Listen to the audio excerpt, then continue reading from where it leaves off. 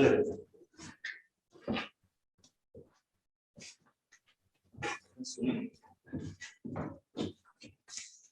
तो पानी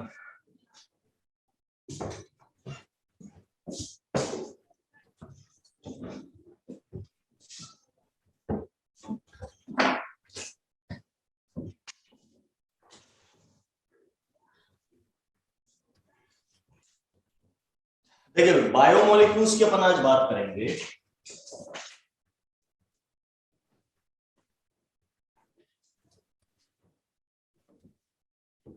ऐसे मॉलिक्यूल्स, केमिकल मॉलिक्यूल्स, केमिस्ट्री के मॉलिक्यूल्स जो बायोलॉजी से रिलेटेड यानी एनिमल और प्लांट्स में पाए जाते हैं। मजा नहीं आया डेफिनेशन, तो सही डेफिनेशन क्या उसकी सबसे पहले डेफिनेशन, द केमिकल मॉलिक्यूल्स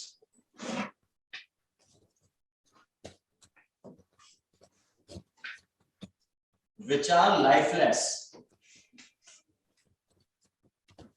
जो खुद जिंदा नहीं है but are essential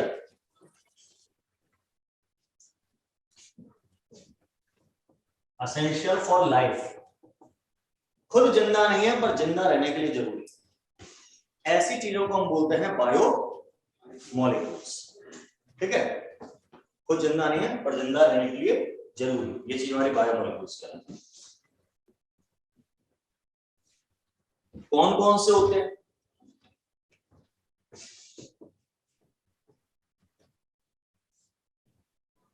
कार्बोहाइड्रेट्स,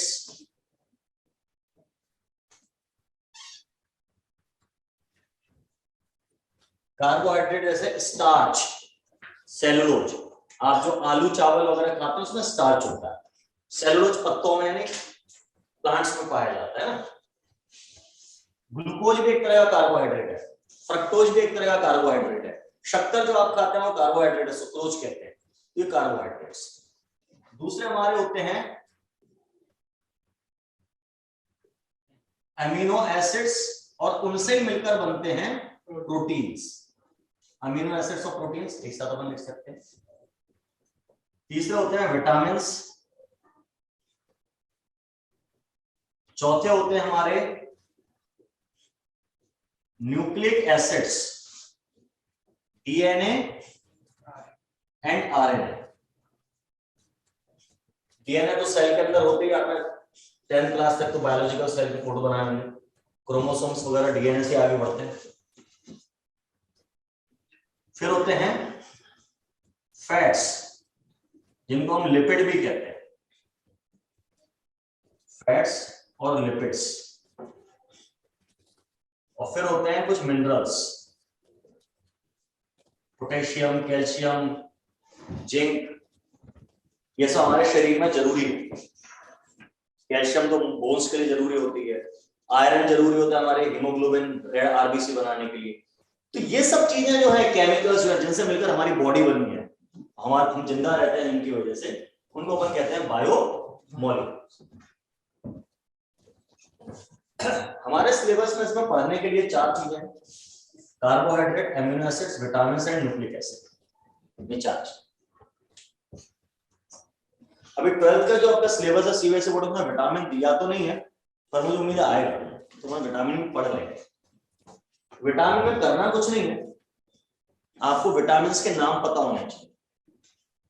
तो विटामिन के नाम ABCD करके दिए गए, विटामिन ए,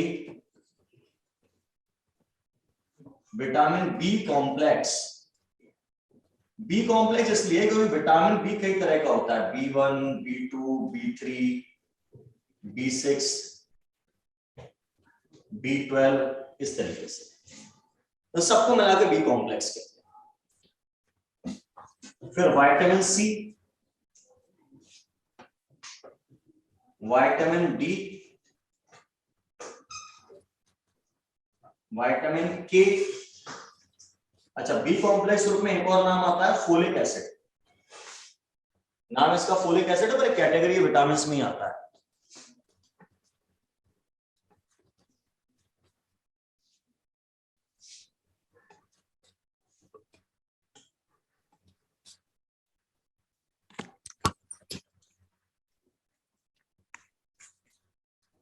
ठीक है। अब इनमें क्या याद रखना है, हर एक विटामिन का एक केमिकल नेम होता है, ये तो शॉर्ट नेम बना दिए। जैसे विटामिन ए को हम रेटिनॉल कहते हैं, रेटिनॉल, इसके नाम के लास्ट में क्या आ रहा है, ऑल। ऑल किस फंक्शनल ग्रुप का सफिक्स है, एल्कोहल का, तो विटामिन ए एक तरह का एल्कोहल। ऐसे विटामिन सी को हम कहते हैं एस्कॉर्बिक एसिड, क्या, एस्कॉर्बिक एसिड। विटामिन डी को कैल्सिफेरॉल। ये नाम है इनके केमिकल। अच्छा, विटामिन ए हमारी बॉडी में कम हो जाए तो उससे बीमारी हो जाती है, आंखों से दिखाई नहीं देता रात में, नाइट ब्लाइंडनेस के, रात में अंधेरा हो गया, रतौंधी, नाइट ब्लाइंडनेस। विटामिन सी की कमी हो जाती है, स्कर्वी, होठों में से स्वेलिंग हो जाती है, खून आने लगता है, दांत वांत मसूड़े खराब हो जाते हैं, स्कर्वी। विटामिन डी से वो रिकेट्स होता है। विटामिन के ब्लड क्लॉटिंग के लिए जरूरी है, चोट लग गई खून निकलता है, क्लॉटिंग हो जाती है, अगर विटामिन के नहीं होगा तो खून बहता रहेगा, ठीक है। ऐसे vitamin B1, B2, B3, B12 हमारा खून बनने के लिए जरूरी है, B12 और फोलिक एसिड। B12 का नाम cyanocobalamin, vitamin B1 thiamine, riboflavin, ऐसे नाम होते हैं। तो उसका एक चार्ट मैं आपको दूंगा, उसको आपको याद करना है। सिर्फ दो चीजें, हर विटामिन का केमिकल नेम और उनसे होने वाली, उनकी कमी से होने वाली एक एक डिजीज का नाम, एक एक रोग का नाम, दैट्स ऑल। और कुछ तो ये गिवन होंगे ना, विटामिन ए का नाम रेटिनॉल, क्या में होंगे, नहीं आप जो भेजोगे, हाँ उसी चार्ट, इसी जगह तो चार्ट भेजूंगा और क्या है।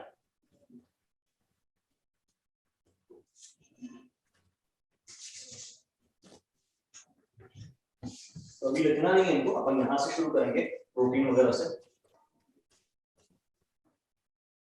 अच्छा, इनमें से एक बात और पूछ लेते हैं, विटामिन ए, डी, ई, के, vitamin A, vitamin D, vitamin E और विटामिन ई, ये फैट सोल्यूबल है, और विटामिन बी और सी वाटर सोल्यूबल है। यानी ये दोनों पानी में घुलते हैं, वो फैट में घुलते हैं, ये भी क्वेश्चन आता है। ए, डी, ई के फैट सोल्यूबल और बी और सी क्या होते हैं, वाटर सोल्यूबल। ये विटामिन में से आने वाले क्वेश्चन। अब हम शुरुआत करेंगे nucleic acid, amino acid, carbohydrate को अपने को पढ़ना है। शुरुआत अपन डीएनए आरएनए से कर रहे हैं, जीवन की शुरुआत भी वहीं से होती है, जीन्स, क्रोमोसोम्स, और जो आपका एनिमल सेल, प्लांट सेल के सेंटर में जो न्यूक्लियस होता है उसमें ये चीज। प्रोटीन्स को तोड़ेंगे तो अमीनो एसिड बनेंगे ना, प्रोटीन अमीनो एसिड के पॉलीमर है, यानी अमीनो एसिड जोड़ जोड़ के लंबी चेन बनाते हैं, उससे आपका क्या बनता है, प्रोटीन बनता है, ठीक है।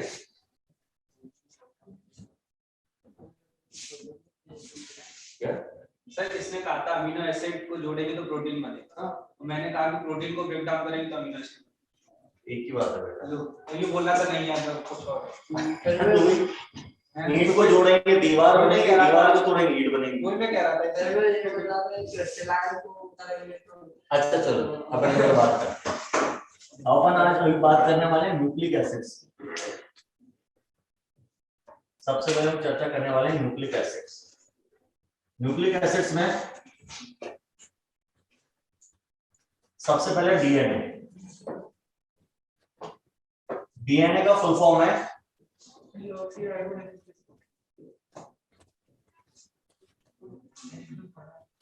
डीऑक्सीराइबो न्यूक्लिक एसिड, है ना।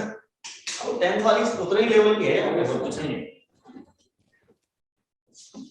डीऑक्सीराइबो न्यूक्लिक एसिड कहते हैं।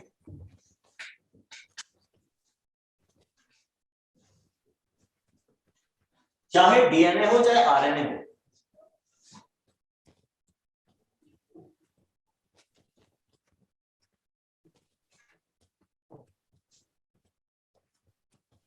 इनके कॉम्पोजिशन में तीन चीजें होती हैं। सबसे पहले पेंटोज शुगर, शुगर यानी कार्बोहाइड्रेट। अब ये पेंटोज मीनिंग क्या है? किसी को ग्लूकोज का फार्मूला याद है? C6H12O6। कितने कार्बन है उसमें? 6 कार्बन है। जिसमें 6 कार्बन होते हैं उसे हेक्सोज शुगर कहते हैं। अभी शुगर यानी कार्बोहाइड्रेट में पढ़ाऊंगा। तो पेंटोज शुगर क्या समझे? 5 कार्बन वाली। तो पेंटोज शुगर इसमें होती है C5H10O4। मैं लिखने जा रहा था C5H10O5। हाँ, C5H10O5 होती है राइबोज शुगर। क्या चीज? राइबोज। राइबोज में से एक ऑक्सीजन निकाल दो तो डीऑक्सी है, तो दोनों ही पेंटोज, कार्बन दोनों में 5। मैं ऑक्सीजन की बात कर रहा हूं। ऑक्सीजन राइबोज शुगर में 5 होते हैं, इसमें एक कम है, तो इसको नाम हो गया डीऑक्सी राइबो न्यूक्लिक एसिड या डीऑक्सी राइबोज शुगर। इस शुगर का नाम है deoxy ribose sugar. Why it is deoxy ribose? क्योंकि इसमें ऑक्सीजन निकाल दिया गया, राइबोज है पेंटोज शुगर। दूसरी चीज होती है इसमें फॉस्फेट ग्रुप।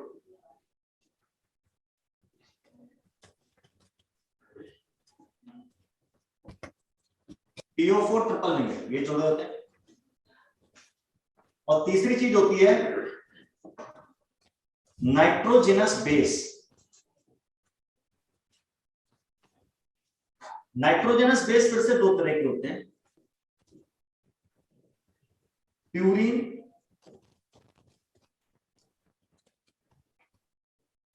एंड पायरेमिडन।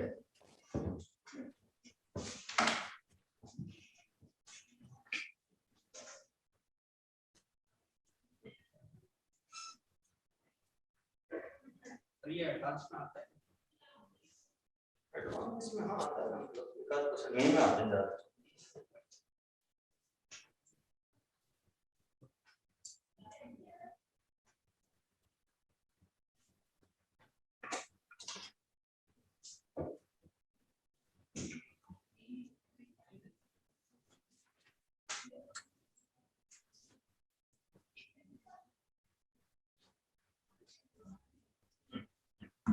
सर ये लास्ट कंपाउंड क्या है? पायरेमिडन। प्यूरीन जो होते हैं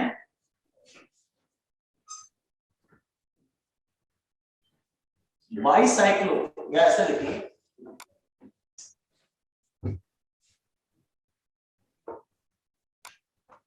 डबल रिंग हेटेरोसाइक्लिक कंपाउंड्स होते हैं। हेटेरोसाइक्लिक मतलब क्या होता है? ऑक्सीजन और कार्बन, कार्बन और हाइड्रोजन के अलावा कोई और दूसरा हमारी जो रिंग बन रही है उसमें साइक्लिक कंपाउंड में, उसमें कार्बन के अलावा कोई और एलिमेंट भी, सल्फर हो सकता है, ऑक्सीजन हो सकता है, नाइट्रोजन हो सकता है। ये मैंने क्या लिखा? नाइट्रोजनस बेस, यानी इनमें रिंग बनने में नाइट्रोजन भी इस्तेमाल होता है। ठीक है, और 2 रिंग वाला होता है डबल रिंग। इनके 2 एग्जांपल, मतलब 2 तरह के होते हैं, एक एडेनिन और दूसरा ग्वानिन। ये नाम है, सब नाम पूछे जाते हैं, स्ट्रक्चर्स अपन जब डिटेल में पढ़ेंगे तब देख लेंगे। दूसरे होते हैं पायरेमिडन। पायरेमिडन सिंगल रिंग हेटेरोसाइक्लिक कंपाउंड होते हैं। ये 3 होते हैं, साइटोसिन,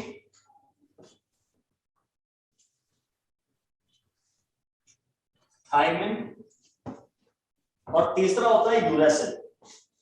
सर आपने 2 ही लिखे, डीएनए में इनमें से 2 ही होते हैं, साइटोसिन और थायमिन। यूरेसिल नहीं होता, आरएनए में होता है।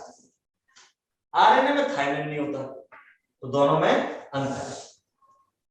एक और चीज, अभी विटामिन के नाम ले रहा था मैं,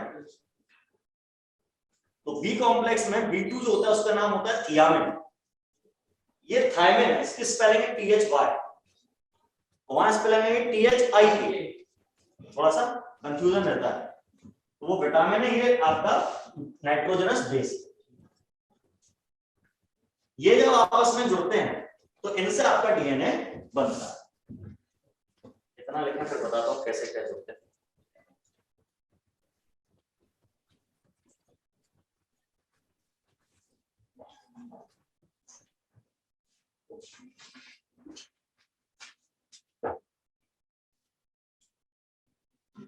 हटा दो।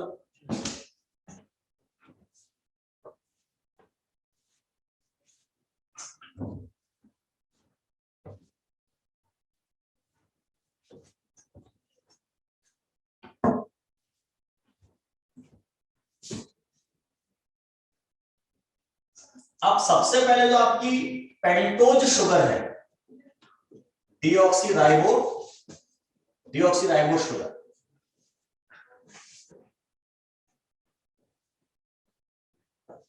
इसके साथ आपका एक नाइट्रोजनस बेस जुड़ जाता है।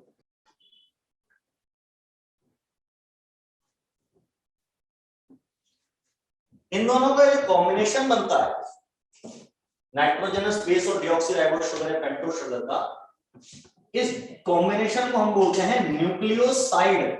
क्या बोलते हैं? न्यूक्लियोसाइड। तो पेपर में क्वेश्चन आता है what is nucleoside? Answer pentose sugar plus nitrogenous base.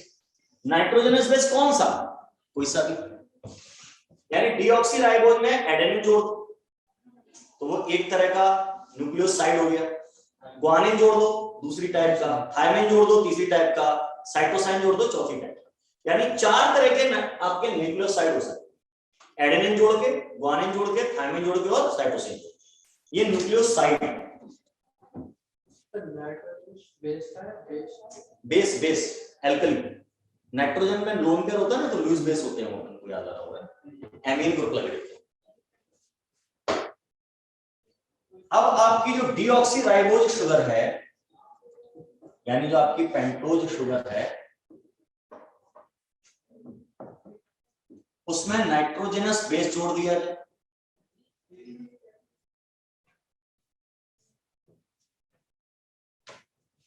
कोई सा एक, और उसमें फॉस्फेट ग्रुप भी जोड़ दिया जाए। तो इन तीनों के जुड़ने से जो मॉलिक्यूल बनता है उसका नाम होता है न्यूक्लियोटाइड। क्या नाम होता है? न्यूक्लियोटाइड। अब ये एक सिंगल मॉलिक्यूल बना, मान लो डीऑक्सीराइबोज के साथ एडेनिन जुड़ा और उसके साथ फॉस्फेट ग्रुप जुड़ा, तो ये एक न्यूक्लियोटाइड बन गया। ऐसे ग्वानिन वाला न्यूक्लियोटाइड भी बन सकता है, साइटोसिन वाला भी, यूरेसिल वाला भी, यूरेसिल वाला तो न्यूक्लियोटाइड नहीं रहेगा, कहते हैं उसको ग्रुप आरएनए का न्यूक्लियोटाइड है, डीएनए का नहीं, है ना। तो ये न्यूक्लियोटाइड बन गया। अब ऐसे न्यूक्लियोटाइड आपस में जुड़ना शुरू करते हैं। न्यूक्लियोटाइड तो एक सिंगल ग्रुप ऑफ मॉलिक्यूल है, एक न्यूक्लियोटाइड से दूसरा न्यूक्लियोटाइड जुड़ेगा, दूसरे न्यूक्लियोटाइड से तीसरा, तीसरे से चौथा एंड सो ऑन, ये न्यूक्लियोटाइड जुड़ते चले जाते। तो ये जो पूरी चेन बन गई, इस चेन को आप डीएनए कहते हैं। यानी आप ऐसा कह सकते हैं कि कोई भी डीएनए जो होता है वो पॉली न्यूक्लियोटाइड होता है, यानी बहुत सारे न्यूक्लियोटाइड से मिलकर बना होता है। तो डीऑक्सीराइबोज और नाइट्रोजनस बेस यानी पेंटोज शुगर और नाइट्रोजन बेस जुड़े तो उस चीज को न्यूक्लियोसाइड कहते हैं। उसमें फॉस्फेट ग्रुप भी जुड़ गया तो न्यूक्लियोटाइड, और बहुत सारे न्यूक्लियोटाइड लाइन से जुड़ गए तो क्या बन गया? डीएनए या आरएनए। इसमें जो बॉन्ड होता है इनके बीच में, इसको फॉस्फोडाइएस्टर बॉन्ड कहते हैं।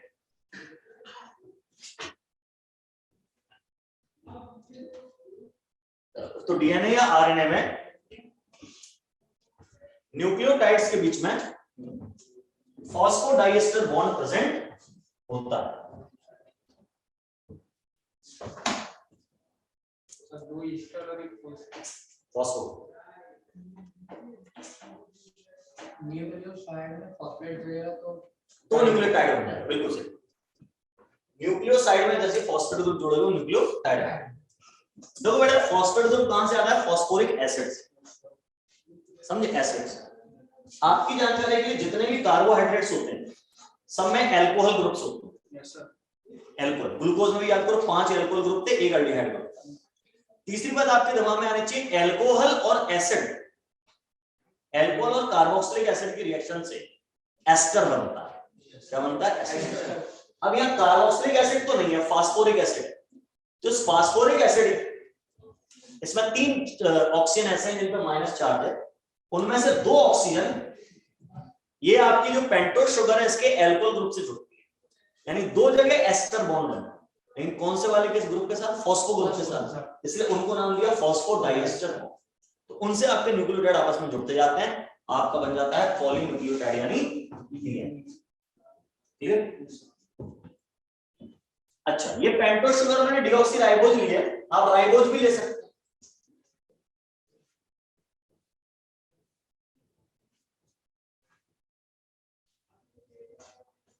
लेकिन फर्क इतना है, डीऑक्सीराइबोज लोगे तो जो चीज बनेगी वो डीएनए होगी, और अगर राइबोज शुगर ले ली तो जो चीज बनेगी वो आरएनए बनेगा।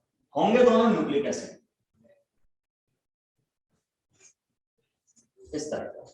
ठीक है, न्यूक्लियोटाइड न्यूक्लियोटाइड जुड़ के आरएनए भी बन रहा है, डीएनए भी बन रहा है। और फर्क क्या है, इसके न्यूक्लियोटाइड में डीऑक्सीराइबोज डीएनए और आरएनए के न्यूक्लियोटाइड में राइबोज शुगर है, दोनों पेंटोज शुगर 5 कार्बन।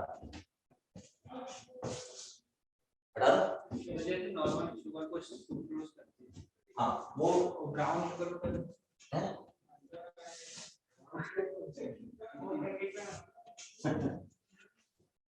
तो बोलते बेटर मान जाती है, वो अपन नॉर्मल यूज करते हैं। वो गुड़ से बनाई जाती है, गुड़ को या गन्ने के रस को फिल्टर करके उसका कलर वलर सब निकाल दो एडसॉर्प्शन की मेथड से, फिर तो सल्फर के साथ ट्रीटमेंट करके H2S गैस पास करके तो व्हाइट हो जाती है, उसको आप व्हाइट शुगर कहते हैं।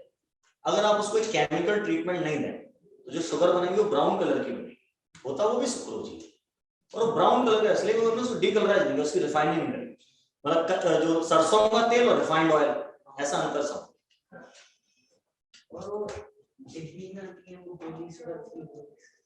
वो प्रोटीन्स होते हैं जो शुगर फ्री होते हैं, कई तरह के आते हैं। जैसे जो सबसे कॉमन चलता है वो चलता है एस्पार्टम। एस्पार्टम एक तरह का अमीनो एसिड जो स्वाद में मीठा होता है, तो वो कार्बोहाइड्रेट नहीं, क्या है? Amino acid. तो इसलिए डायबिटिक्स को देता है, डायबिटिक्स को, जिनको डायबिटीज जो कार्बोहाइड्रेट डाइजेस्ट नहीं करता, प्रोटीन तो कर सकते हैं, तो वो दिया जाता है। फिर एक होता आती है स्टीविया करके, ये भी शुगर फ्री, कई तरह के शुगर फ्री होते हैं, पीले रंग में आता है, हरे रंग में आता है बाजार में ना। स्टीविया में अलग केमिकल होता है, तो वो स्वीटनर है, फूड स्वीटनर। हम डिटेल में जब पढ़ेंगे चैप्टर तब पढ़ेंगे, 12th के सिलेबस से तो हटा देंगे, ठीक है ना, स्वीटनर्स। चलिए अब हम अगली बात करेंगे आरएनए की। डीएनए में हमने सबसे पहले क्या लिखा था? कॉम्पोजिशन। Yes sir. अच्छा, डीएनए का पूरा नाम था डीऑक्सीराइबो न्यूक्लिक एसिड, इसका नाम है राइबो न्यूक्लिक एसिड। अब इसका कॉम्पोजिशन, तो कॉम्पोजिशन में इसमें राइबोज शुगर होती है, ये भी एक तरह की पेंटोज शुगर ही है। फार्मूला होता है इसका C5H10O5, वहां O4 था, ये O5। ये राइबोज है, वो राइबोज से एक ऑक्सीजन कम वाली है, डीऑक्सीराइबो। दूसरी चीज, इसमें भी फॉस्फेट ग्रुप ही होता है, यानी PO4 ट्रिपल नेगेटिव। तीसरी चीज, इसमें भी नाइट्रोजनस बेस होता है, एल्कली। दो तरह, अच्छे 1 2 3 लिखा था पिछली बार में। नाइट्रोजनस बेस दो तरह के होते हैं, ए प्यूरिन, इसमें जो प्यूरिन होते हैं वो एडेनिन एंड ग्वानिन ही होते हैं। अच्छा, एडेनिन को शो करने के लिए अक्सर पूरा एडेनिन नहीं लिखते हैं, केवल ए बना देते हैं, कैपिटल ए। समझ जाओ, कैपिटल ए मतलब एडेनिन की बात, कैपिटल जी मतलब ग्वानिन की बात, ऐसा। पायरिमिडिन इसमें कौन से होते हैं? तो डीएनए में हमारे थे साइटोसिन और थाइमिन, यहां साइटोसिन और यूरेसिल, ये फर्क आ गया, ये डीएनए आरएनए में डिफरेंस।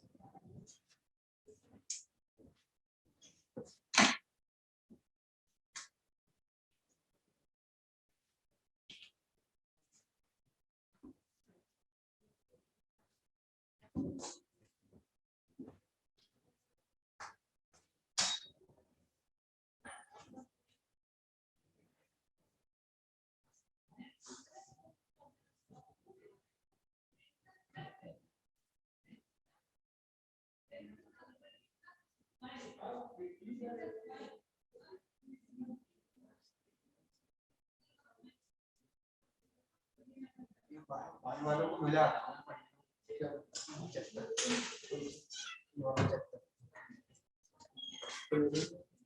हो गया?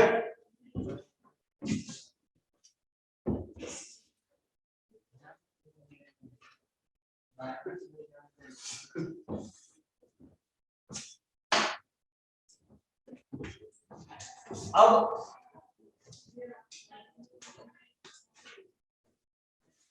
Difference between DNA and RNA, DNA RNA में डिफरेंस, ये क्वेश्चन इसके ऊपर ऑब्जेक्टिव बन सकता है।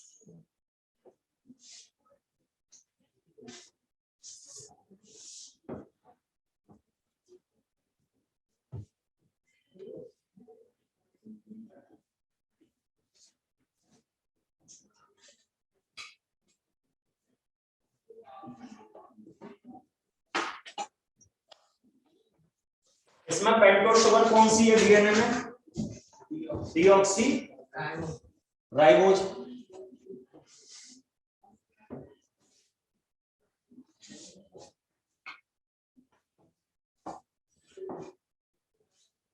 इसमें पेंटोस शुगर कौन सी है?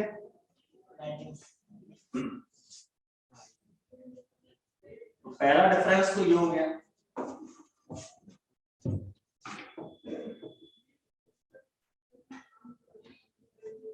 दूसरा difference, nitrogenous bases are A, G, C and T. समझ गए? एडेनिन, ग्वानिन, साइटोसिन और थाइमिन। इसमें क्या होगा?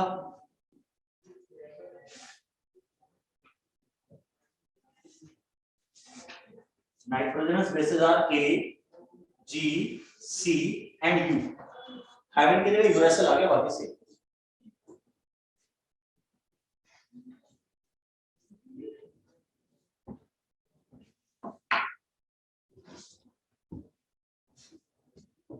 तीसरा, इसकी structure double standard alpha helix structure,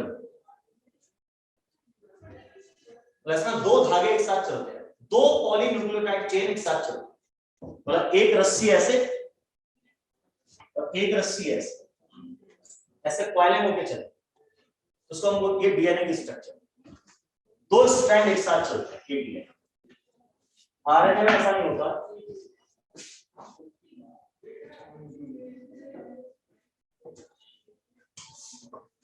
single stranded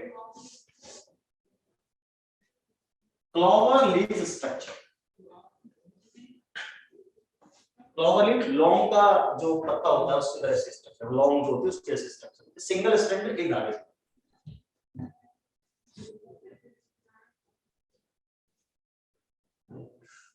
चौथा, डीएनए का फंक्शन होता है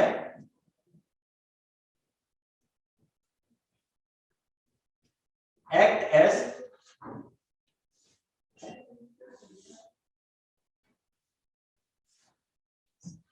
heredity career.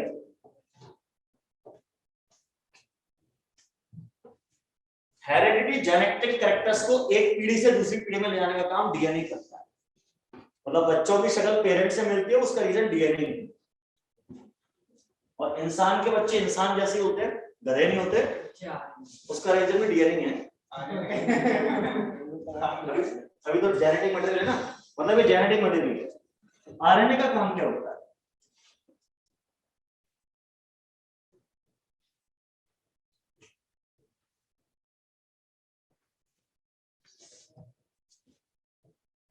RNA work for protein synthesis. आपकी बॉडी में जो प्रोटीन बनता है या सेल के अंदर जो प्रोटीन बनता है वो आरएनए ही बनाता है। ये में 4 मेजर डिफरेंस है डीएनए आरएनए।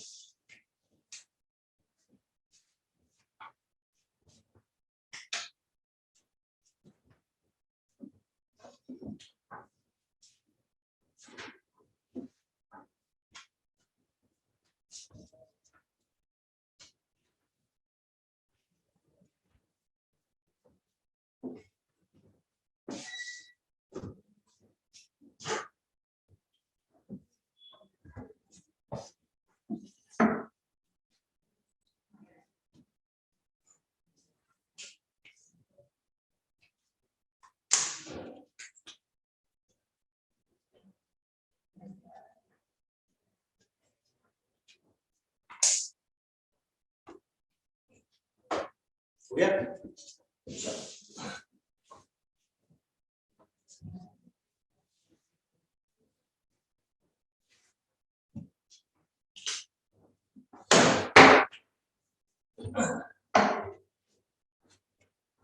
कुछ बात है नोट में।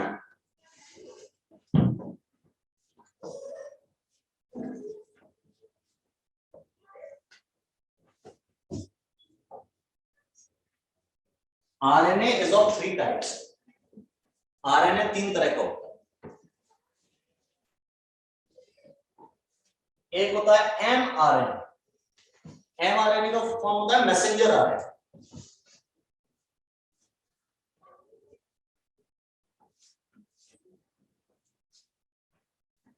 अच्छा, डीएनए आरएनए में एक डिफरेंस और बना सकते हो। डीएनए जो होता है वो न्यूक्लियस के अंदर रहता है। मतलब जो प्लांट सेल एनिमल सेल का डायग्राम बनाया होगा तो सेंटर में न्यूक्लियस होता है, आसपास साइटोप्लाज्म होता है, न्यूक्लियस के अंदर रहता है डीएनए। और जो आरएनए होता है वो आउटसाइड द न्यूक्लियस यानी साइटोप्लाज्म में रहता है। अगर ये बायोलॉजिकल डिफरेंस है, DNA present in nucleus, RNA present in cytoplasm. ठीक है, चलिए मैंने कहा आरएनए 3 तरह का होता है। मैसेंजर आरएनए जो न्यूक्लियस के अंदर डीएनए होता है उसी से आरएनए बनता है। और सबसे पहले जो आरएनए बनता है उसको मैसेंजर आरएनए कहते हैं। मैसेंजर यानी मैसेज ले जाने वाला, डाकिया, पोस्टमैन। इसके अंदर कौन सा प्रोटीन बनाना है इसकी इंफॉर्मेशन छुपी होती है। डीएनए खत लिख के दे देता है, इसको ये वाला प्रोटीन बनना है, ये हमारे काम आने वाला है। तो ये न्यूक्लियस से निकल के बाहर आ जाता है साइटोप्लाज्म। साइटोप्लाज्म में जाने के बाद ये जुड़ता है एक दूसरे आरएनए के साथ जिसको बोलते हैं आरआरएनए।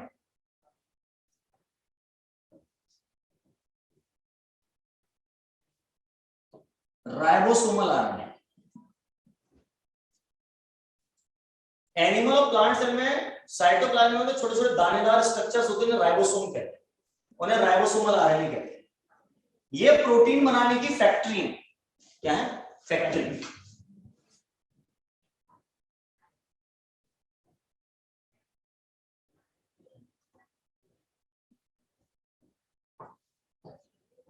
इस फैक्ट्री में मैसेज कौन लेके आएगा? मैसेंजर आरएनए के साथ ये वाला प्रोटीन बनाना है, अब ये बनाएंगे फैक्ट्री। लेकिन कोई भी चीज बनाने के लिए कच्चा माल चाहिए, रॉ मटेरियल। तो प्रोटीन बनाने के लिए क्या चाहिए? Amino acids. Amino acids factory में होते नहीं।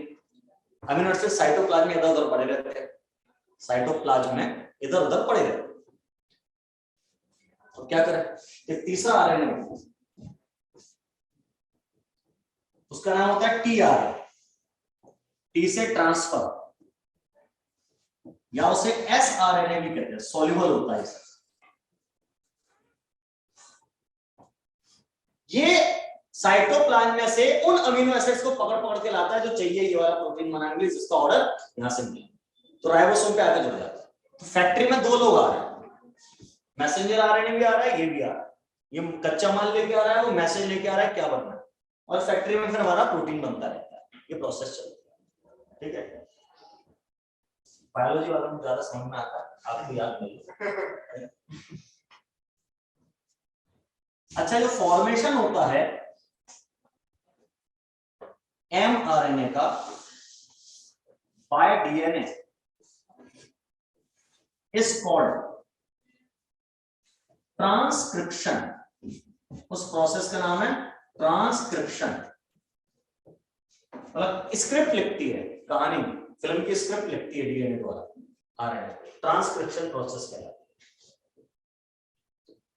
और फिर जब स्क्रिप्ट का अनुवाद होता है, अनुवाद कहां होगा? फैक्ट्री। अनुवाद, ट्रांसलेशन, तो वो कहां होगा? फैक्ट्री में जाके। तो formation of protein by mRNA is called translation. ये हमारी राइबोसोमल फैक्ट्री में जाता है। तो डीएनए क्या करता है, नया आरएनए बनाता है।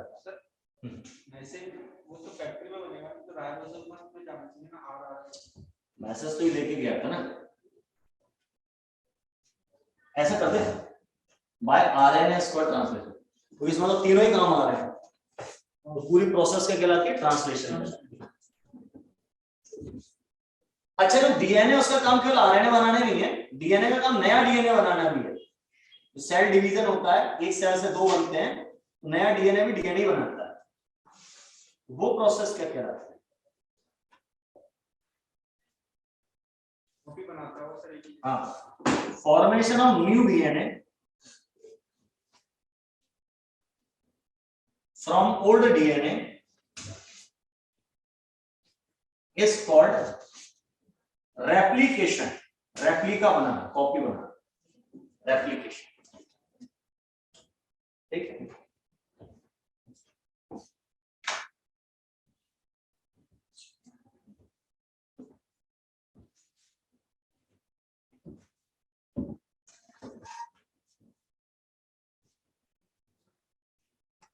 तो सर भाई डीएनए आरएनए की बात खत्म हो गई। एक बायोमॉलिक्यूल हमने पढ़ लिया। मतलब चुनता होगा तो कौन सा? हाँ, मतलब जैसे हमें हर एक प्रोटीन के अंदर अमीनो एसिड्स अलग अलग होते हैं, जिसका ऑर्डर आया उस हिसाब से वो अमीनो एसिड्स को लेकर पहुंचाता है। ठीक है।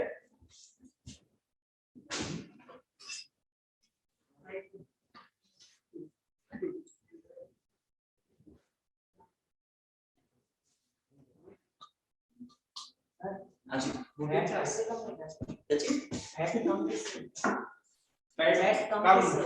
फैट कम किससे होता है? कई रास्ते हैं। खाना खाना बंद ही कर दो भाई। एक सिंपल सा फार्मूला, जितने कैलोरीज आप ले रहे हैं उससे ज्यादा कैलोरीज बर्न करें, काम बन जाए। तो आप खाना कम कर दीजिए, एक्सरसाइज बढ़ा दीजिए। और बॉडी जो होती है वो सबसे पहले एनर्जी जनरेट करने के लिए अंदर के कार्बोहाइड्रेट को जलाती है। अब आपने कार्बोहाइड्रेट खाया थोड़ा सा, लेकिन काम ज्यादा कर रहे हैं, तो एनर्जी तो चाहिए। खाया आपने नहीं, खाना आपने लिया नहीं है, तो कार्बोहाइड्रेट बॉडी में पहुंचा नहीं है। या 1 किलो कार्बोहाइड्रेट चाहिए तो आपने 100 ग्राम ही खाया। तो बॉडी में जो फैट जमा है ऑलरेडी पहले से, फिर उसको जलाती है बॉडी ताकि एनर्जी मिले। तो आपका फैट कम होता चला जाए। फैट भी जल गया, फिर भी आप नहीं माने, फिर भी खाना कम कर रखा है या नहीं खा रहे हैं, तो फिर प्रोटीन की बारी आती है। आईसीयू में पहुंच जाए तो प्रोटीन डस्ट आना शुरू होता है, तो आपके मसल्स वीक होने लगेंगे, धीरे धीरे आप मर जाएंगे। हाँ, उल्टा हो रहा है। अच्छा, मतलब खा कमरा कैलोरी ज्यादा बन, अच्छा तो कर रहा है। खा कमरा कैलोरी ज्यादा बन कर रहा है, तभी तो फैट नहीं है। तभी तो मैं कह रहा हूँ तू अपनी सोच। मेरा सही है। चलो, तेरे लिए पूछ रहा था। नहीं, ये कह रहा था सर, प्रोटीन खाने साइड पर। नहीं, प्रोटीन तो हमारी बॉडी के लिए जरूरी है, प्रोटीन तो खाना चाहिए। वेजिटेरियंस में तो हमारे इंडिया में प्रोटीन वैसे ही कम होता है। वेज चीजों में हम दाल थोड़ी सी खाते हैं, और ये में प्रोटीन मिलता नहीं है। उसमें भी तो होता है सीड्स, चने वगैरह तो है, पर कितने खाते हो? रोज चने खाते हो 1 किलो? नॉन वेज में तो, ये नॉन वेजिटेरियन तो मीट खाते तो उसमें प्रोटीन मिल जाता है, वेजिटेरियंस क्यों? तो जरूरी है कि आप अलग से भी प्रोटीन डाइट में लें। तो आते ना क्या, प्रोटीन एक्स इस टाइप की चीजें, या अपने खाने में टोफू, सोया प्रोटीन होता है, वो इस्तेमाल करें। सोया मिल्क इस्तेमाल करें, इनमें हाई प्रोटीन होता है। ठीक है ना, हफ्ते में 2-3 बार चने वगैरह खाएं, या सुबह चने भिगा कर रोज खाएं। तो दाल में सबसे ज्यादा होता है, सब में अलग होता है। ठीक है ना, ज्यादा कम कुछ सर लेकिन एनर्जी तो हमारे खाने में ज्यादा होती है। What type of energy? मतलब इसका नॉन वेजिटेरियन से वेजिटेरियन कंपेयर करें तो ज्यादा एनर्जी मतलब तो कैलोरी में तो कार्ब्स में सबसे ज्यादा होती है, कार्बोहाइड्रेट्स। तो कार्बोहाइड्रेट आप खाओगे तो मिलेगी 10% लॉ के साथ। 10% क्या होता है? 10% लॉ है ना, उसके हिसाब से सक्सेसिव लेवल में वो बढ़ते जाते हैं, पर जब चार्ट बनाया था टेक्स्ट में कुछ अमीनो एसिड्स क्या होते हैं? नाम में क्लियर है, अमीनो और एसिड, यानी ऐसे कंपाउंड में दो फंक्शन ग्रुप होंगे।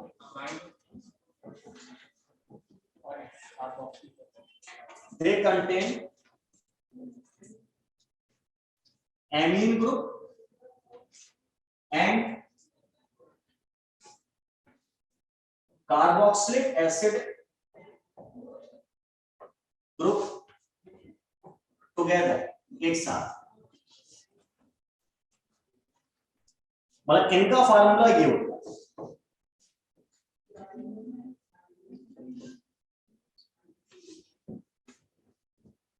एक कार्बन पे एक C डबल एच ग्रुप लगा होता है, एक NH2 ग्रुप, एक हाइड्रोजन और कोई अल्काइल ग्रुप कोई भी हो सकता है, या अमीनो एसिड।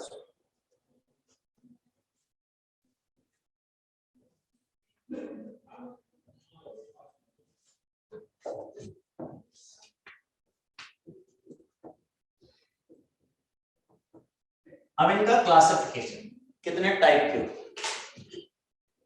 तो केमिकल नेचर के बेसिस पर 3 टाइप्स के होते हैं। न्यूट्रल एसिड, हाँ,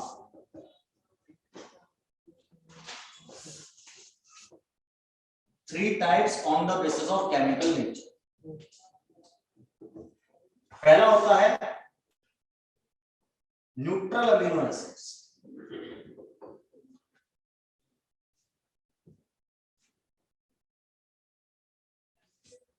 इनमें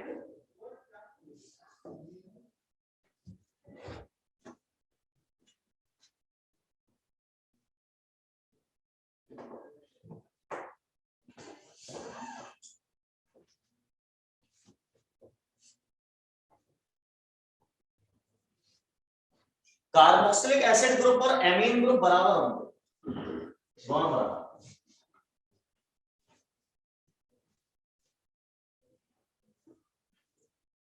दूसरे होते हैं acidic amino acids,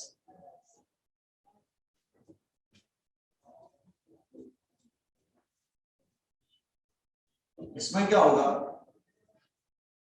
number of dash C double O H group is more than dash NH2 group. मतलब एक NH2 ग्रुप है तो 2 COOH होंगे, 2 NH2 है तो 3 COOH हो सकते हैं, इस तरह की बात।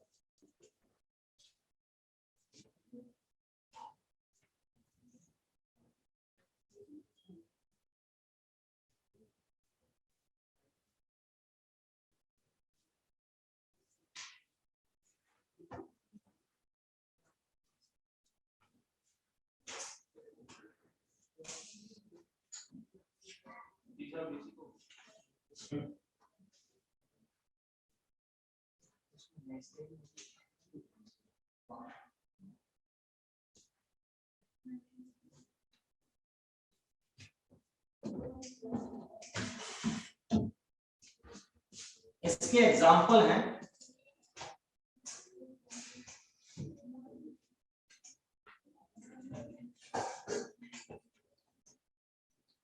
एस्पार्टिक एसिड, जो ये बता रहा था शुगर फ्री में एस्पार्टेम होता है, ये aspartic acid and glutaric acid.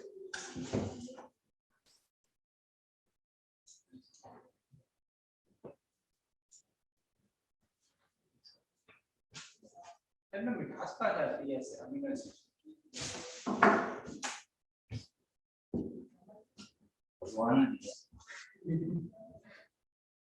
Sir basic amino acid,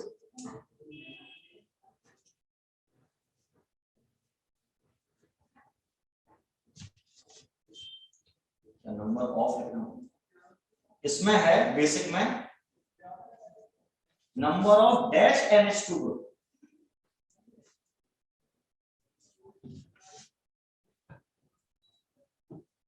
is more than dash C double bond.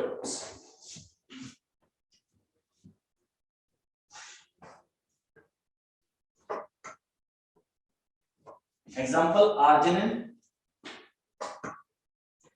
lysine, histidine.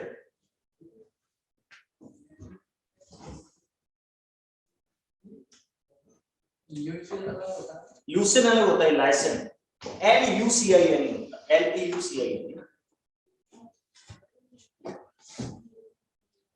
अच्छा, अभी तक करीबन 20 अमीनो एसिड्स हम खोज चुके हैं जो हमारे शरीर में पाया जाता है। कितने? 20 में से 2 मेरे एसिडिक हैं, 3 मेरे बेसिक, बाकी बचे 15 न्यूट्रल। इनके अलावा कोई नाम आए, मीथियोनिन, ट्रिप्टोफेन, इस तरह से नाम आएंगे।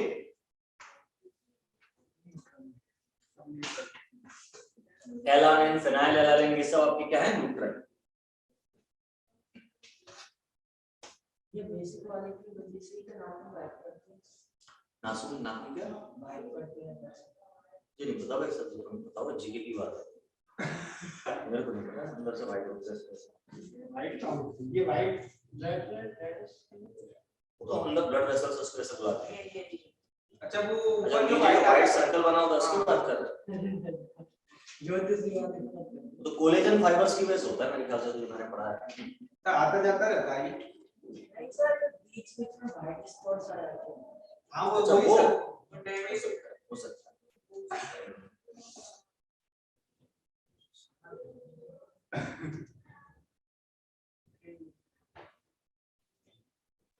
टोटल कितने होते हैं amino acid? Total amino acid 20।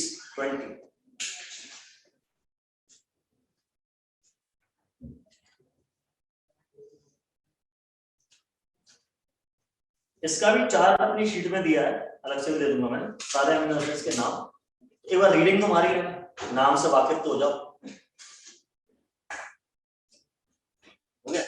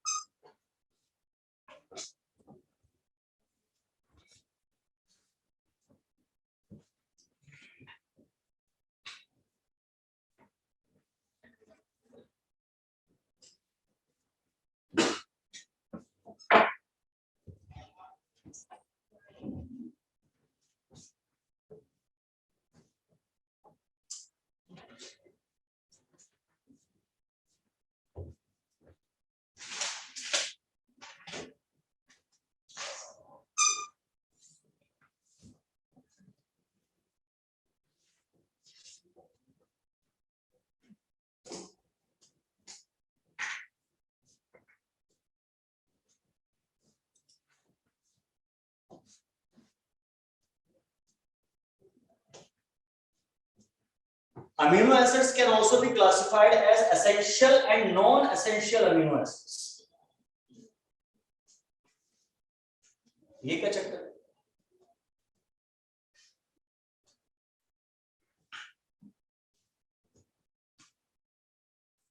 Essential amino acids are those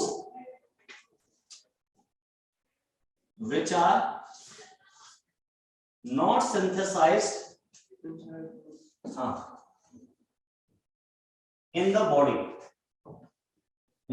कह लो और in the cell कह लो, ह्यूमन सेल में, in the body और सेल, ये हमारे शरीर में बनते नहीं, तो फिर इन्हें भोजन के साथ खाना एसेंशियल, खाना जरूरी है, नहीं खाओगे तो बर्बाद हो जाओगे। They are essential to intake with the food, ठीक है।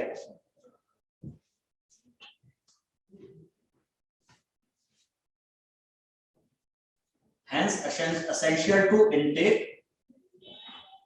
तो ये सब में क्या आता है with food। हाँ जी, सब चीजों में मिलकर आता है खाने वाली सब चीजों नहीं जरूरी नहीं, एसेंशियल अमीनो एसिड 10 है, 20 में से 10 है, these are 10, total 20 amino acid बताया था, इसमें 10 एसेंशियल है, 10 नॉन एसेंशियल। तो किसी भोजन में कोई सा एसेंशियल होता है, किसी में कोई सा होता है, इसलिए वैरायटी ऑफ फूड खाने चाहिए। अपन कहते हैं एक ही तरह का खाएंगे तो कुछ चीजें मिलेंगी, कुछ नहीं मिलेंगी।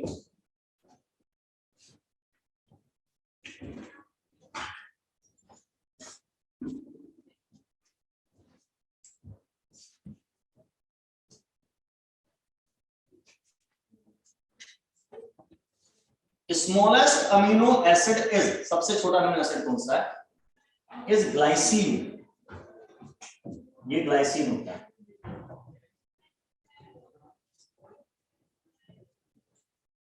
कोऑर्डिनेशन केमिस्ट्री में ग्लाइसिन को आयन होता है, यस सर। उसी में से H हटा के बने।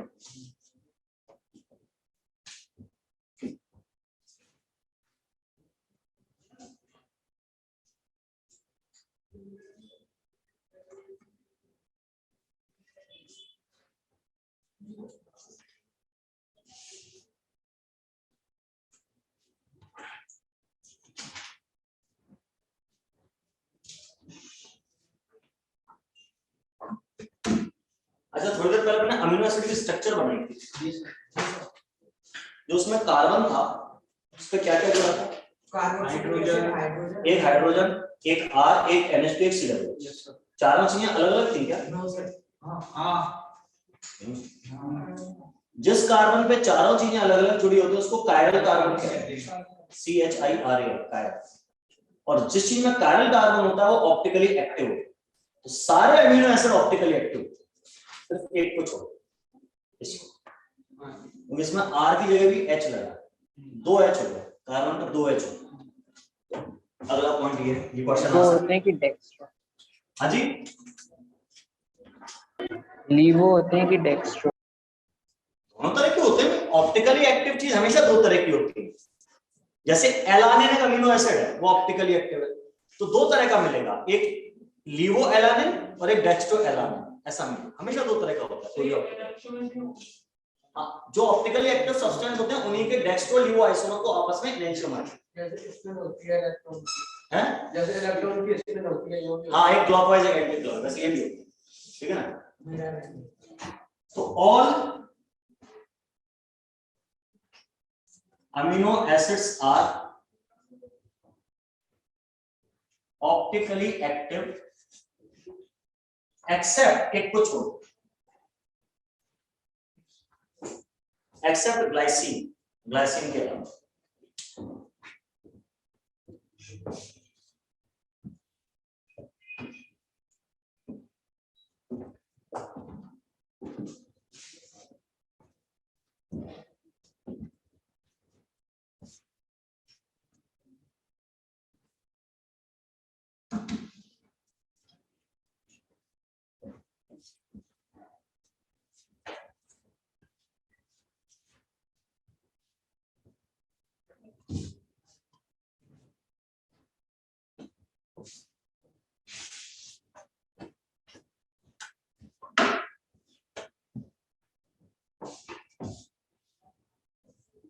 नोट में चौथा पॉइंट,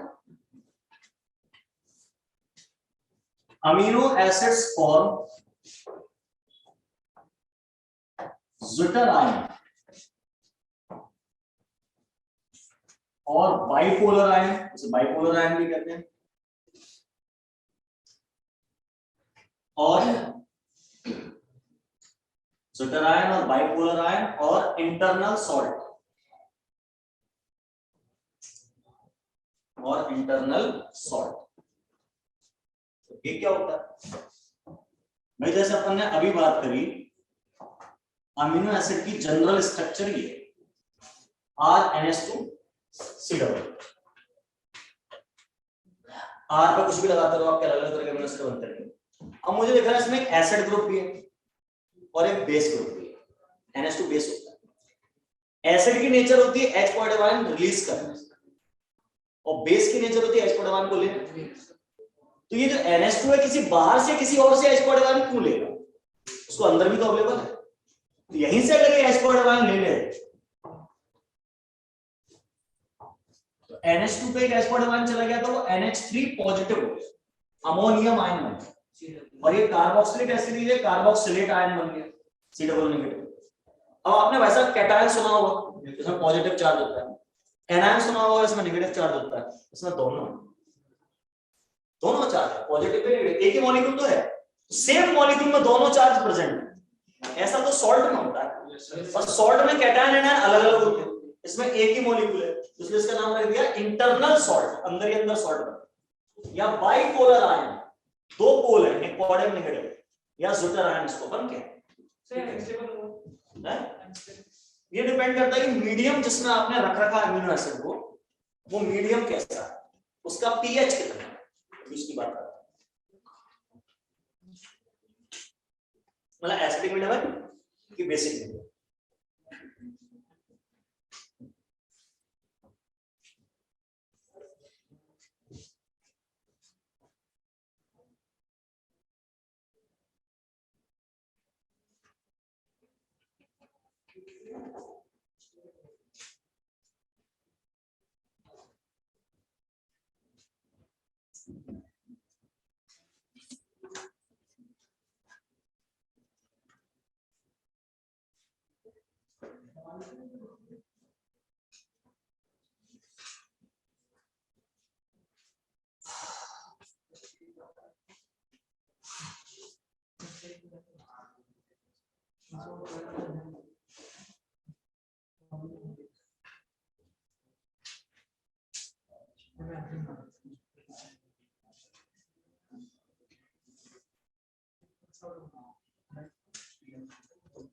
हो गया?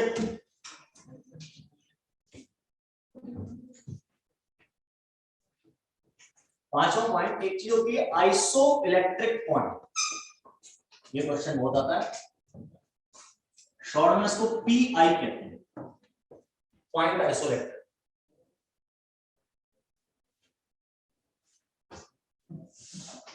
आइसोइलेक्ट्रिक पॉइंट ये क्या होता है? Isoelectric point is the pH at which amino acids do not show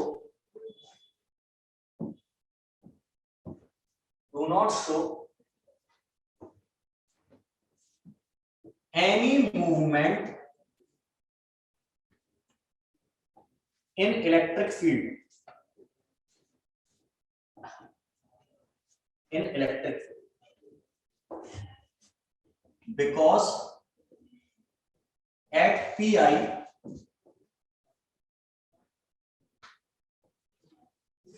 all amino acid molecules are present as Zutter ion.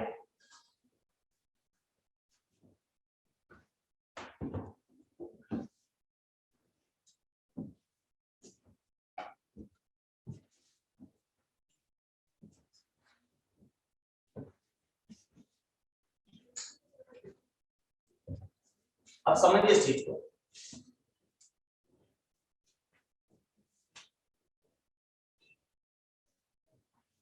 ये मेरे पास अमीनो एसिड है, मैंने मीडियम एसिडिक कर दिया, बाहर से क्या डाल दिया H पॉजिटिव।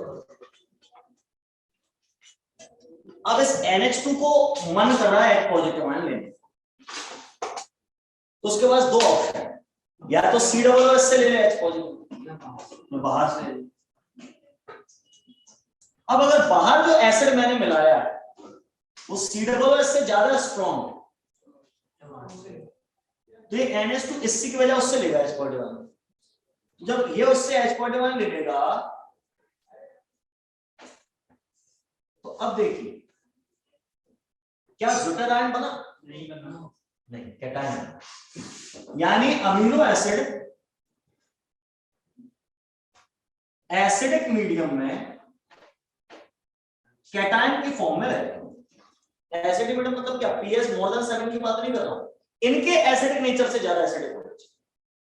अगर इसका एसिडिक नेचर 7.5 तो 7.5 से कम एसिडिक तो कम होता है ना, जितना लेसर पीएच उतना एसिडिक माना जाता है। तो अगर बाहर का मीडियम का पीएच 7.5 से कम है, 7.4 है, 7.3 है, तो इसके लिए वो एसिडिक है। वैसे तो 7.3 तो बेस माना जाता है, पर इसके लिए जो मैं बात समझा रहा हूं, इसके लिए वो अगर एसिडिक तो फिर उसका क्या हो जाएगा? कैटायन बनेगा, एसिडिक मीडियम माना जाएगा। लेकिन ऐसा मान लो अगर बाहर के मीडियम का पीएच इसके पीएच से ज्यादा है, यानी बाहर का मीडियम कैसा है? बेसिक। अब क्या था? C डबल H को H देना, तो या NH2 को दे सकता है या बाहर वाले बेसिक मीडियम को दे सकता है, बाहर वाले बेस को। OH माइनस को। अगर ये स्ट्रॉन्गर बेस है तो उसको देगा वो। अब ये ऐसा दिखेगा,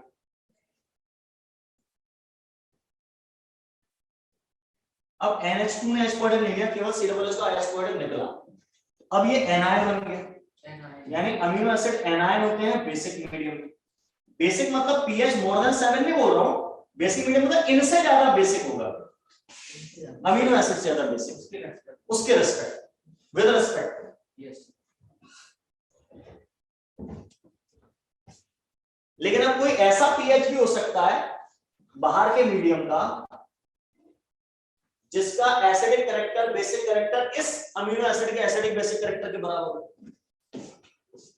तो अब अगर ऐसा नहीं हुआ, ना बाहर वाले ने H दिया ना बाहर वाले ने H लिया, किसी पर्टिकुलर pH पे, किसी पर्टिकुलर pH पे ऐसा हुआ कि ना बाहर से H मिला ना बाहर से OH मिला, कुछ नहीं मिला, तो फिर अंदर ही अंदर H पॉजिटिव OH मिलने का लेनदान होगा और फिर आपका ये क्या बन जाएगा, ज़्विटर आयन। तो ये पर्टिकुलर pH जिस पर ज़्विटर आयन ही बन रहे हैं, सब कुछ अकेला कैटायन अकेला आयन नहीं बन रहा है, उस पर्टिकुलर pH को हम कहते हैं PI, ठीक है ना, आइसोइलेक्ट्रिक पॉइंट।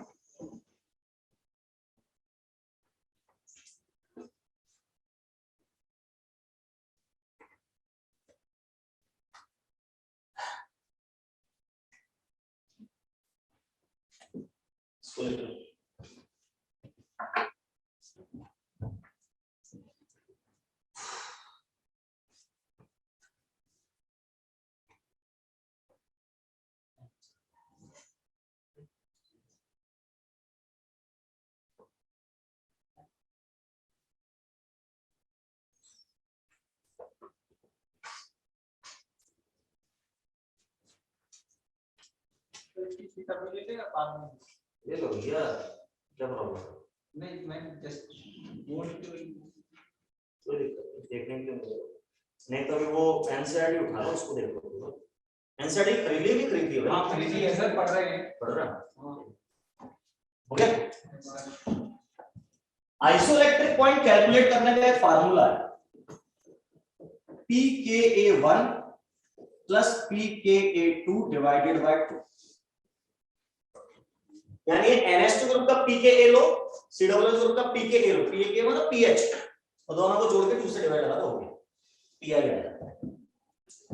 डिटेल में निकालना भी हम बाद में सीखेंगे, अभी तो बता।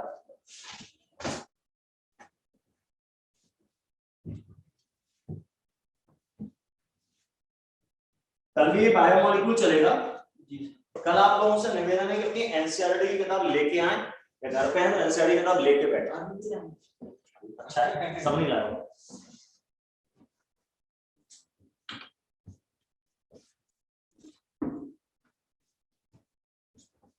अब ये जो अमीनो एसिड्स हैं, इनके आपस में जुड़ने से प्रोटीन्स बनते हैं।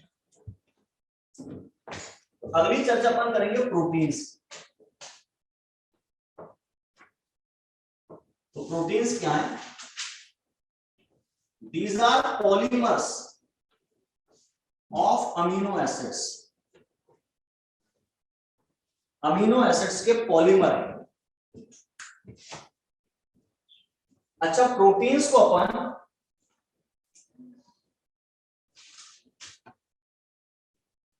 these are also called polypeptide। Proteins का एक और नाम पॉलीपेप्टाइड्स। क्यों कहते हैं उसको पॉलीपेप्टाइड? क्योंकि किसी भी प्रोटीन में बहुत सारे पेप्टाइड बॉन्ड प्रेजेंट हो, बहुत सारे पेप्टाइड बॉन्ड प्रेजेंट हो। हमें पेप्टाइड बॉन्ड कैसा है? तो अभी मैंने आपको डीएनए आरएनए में बताया था कि 2 यूनिट्स उसकी जो है न्यूक्लियोटाइड्स, वो आपस में कैसे बॉन्ड से होती हैं? फॉस्फोडाइस्टर। तो ऐसे अमीनो एसिड जिस बॉन्ड से आपस में जुड़ते हैं उसको कहते हैं पेप्टाइड।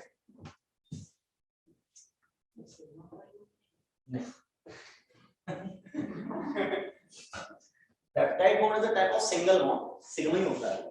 फॉस्फोडाइस्टर बॉन्ड भी सिंगल बॉन्ड है, सिग्मा ही बॉन्ड है। ऊपर ऊपर का वो अंदर नहीं, उसी का दूसरा नाम है। अच्छा, सिग्मा बॉन्ड और पाई बॉन्ड तो क्या हो गया? बेसिक नाम हो गया। जैसे लड़का और लड़की, सब तुम सब लड़के हो, अगर अलग अलग नाम रखे हैं ना, तो अलग अलग नाम रखे, किसी का पेप्टाइड रख रहे हैं अपन, किसी का फॉस्फोडाइस्टर रख रहे हैं, किसी का अपन अभी ग्लाइकोसाइडिक बॉन्ड भी रखेंगे, है सब सिग्मा, ठीक है। अब पेप्टाइड बॉन्ड क्या कहते हैं? It is an amide bond, amide function जो बनता है between two amino acid molecules, दो अमीनो एसिड मॉलिक्यूल के बीच में ये एक एमाइड बॉन्ड होता है। अब देखिए कैसे बनेगा, ये हमारा एक अमीनो एसिड, जब इसको ऐसे लिखता हूं,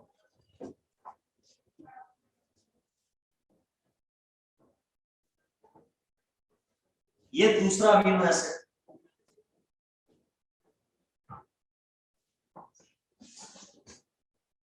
ठीक है, दो अमीनो एसिड।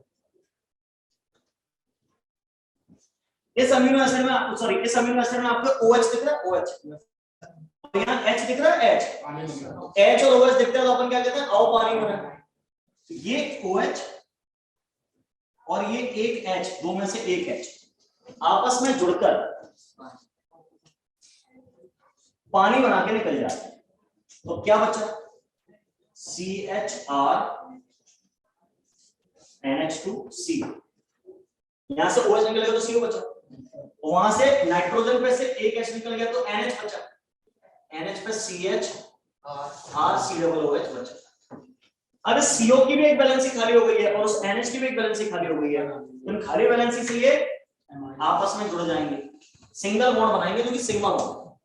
अब ये कौन सा फंक्शन ग्रुप है? तो आपको दिख रहा होगा ये एमाइड है, CONH2 या CONH या CON, एमाइड होते हैं सारे के सारे, है ना। तो ये हमारा एमाइड बॉन्ड बना, इस एमाइड बॉन्ड का नाम है पेप्टाइड बॉन्ड। अब देखो दो अमीनो एसिड जब आपस में जुड़े तो एक पेप्टाइड बॉन्ड। प्रोटीन क्या होते हैं? ऐसे अमीनो एसिड की जुड़ जुड़ के लंबी लंबी चेन बन जाएंगे, हजारों लाखों अमीनो एसिड जुड़े, बहुत सारे पेप्टाइड बॉन्ड बनेंगे उसमें, तो इसलिए प्रोटीन्स का एक और नाम पॉलीपेप्टाइड। अच्छा चलो, मैंने बोला डाइपेप्टाइड, मतलब चार अमीनो एसिड मिलकर तो तीन। अब सुनो, डाइपेप्टाइड मतलब दो पेप्टाइड बॉन्ड, उसमें अमीनो एसिड कितने होने चाहिए? 3, पर यहां गुगली है। डाइपेप्टाइड मतलब दो अमीनो एसिड, बोलते पेप्टाइड पर गलत बोलते, आदत है भाई, तरीका चला आ रहा है तो मैं बता रहा हूं। डाइपेप्टाइड मतलब दो अमीनो एसिड आपस में जुड़े, यानी उसके अंदर पेप्टाइड बॉन्ड कितना होगा? एक। ट्राइपेप्टाइड 3 अमीनो एसिड आपस में जुड़े, यानी पेप्टाइड बॉन्ड कितना होगा? 2, तो ये कंफ्यूजिंग है। टेट्रापेप्टाइड 4 अमीनो एसिड जुड़े, पेप्टाइड बॉन्ड 3 होंगे। पेंटापेप्टाइड, हेक्सापेप्टाइड और बहुत सारे जुड़े तो पॉलीपेप्टाइड। ऐसा ये अमीनो एसिड्स के जुड़ने से प्रोटीन बनती है, लंबी लंबी चेन। अब प्रोटीन का भी क्लासिफिकेशन होता है अलग अलग तरीके से, एक तो इस बेसिस पे होता है कि उसकी प्रोटीन की एक्सटर्नल शेप कैसी है, तो उसके बेसिस पे फाइब्रस प्रोटीन होता है और ग्लोबुलर यानी स्फेरिकल प्रोटीन होता है। एक इंटरनल स्ट्रक्चर के बेसिस पर होता है, वो सब अपन देखेंगे अगले दिन, ठीक है ना। कल एनसीईआरटी की किताब के साथ हैं फटीग यानी थकान, तो बाल सफेद किस वजह से होते हैं? इसके लिए जीन रिस्पॉन्सिबल है। हमारे शरीर में पिगमेंट होता है, मेलानिन कहते हैं, मेलानिन। हमारे यहाँ पिट्यूटरी ग्लैंड से हार्मोन निकलता है MSH, मेलानिन स्टिमुलेटिंग हार्मोन। वो जितना ज्यादा निकलता है हम बॉडी के अंदर उतनी मतलब क्या मेलानिन बनता है, ठीक है। वो मेलानिन हमारे स्किन में और बालों में जमा होता रहता है, उसकी वजह से बाल काले रहते हैं। कोई जेनेटिक चेंज आ जाए, एक्स और वाई जीन सुने, एक्स और वाई क्रोमोसोम, वाई क्रोमोसोम पे चेंज आता है, वो अगर आता है एक्स पे नहीं आता, तो अगर किसी वाई क्रोमोसोम में चेंज आ जाए तो फिर क्या होता है? MSH बनना कम हो जाता है, मेलानिन बनना कम हो जाता है, बाल कैसे होने लगते हैं? व्हाइट, ये प्रॉब्लम। तो ये वाई क्रोमोसोम पुरुषों में होता है, इसलिए बाल सफेद होने की समस्या ज्यादातर पुरुषों में देखने को मिलती है। एक पीढ़ी से दूसरी पीढ़ी में जाएंगे तो पिताजी से बेटे को मिलेगी, माताजी से बच्चों को नहीं मिलेगी। एक बढ़ती है वो एक जनरल चीज होगी, एज के साथ, एज के साथ हमारी बॉडी में सारी चीजें कम होने लगती है ना, तो फिर सारा जीन नॉर्मल है, लेकिन फिर भी एज बढ़ रही है तो क्या हो रहा है? मेलानिन बनना कम हो रहा है। वैसे नॉर्मली बॉडी के अंदर सब चीज बनना कम होता है, कैल्शियम कम हो जाता है, सब कम हो जाता है। ठीक है तो दिक्कत अरे नहीं ले लेकिन एक बार पापा ने लगाई कल डाई तो मैंने भी लगा ली।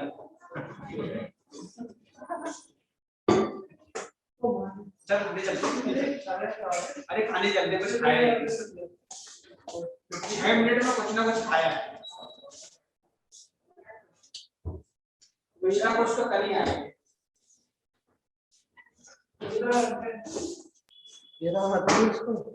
बाल काले कर दिए। अरे टॉकिंग टॉकिंग कौन कौन है?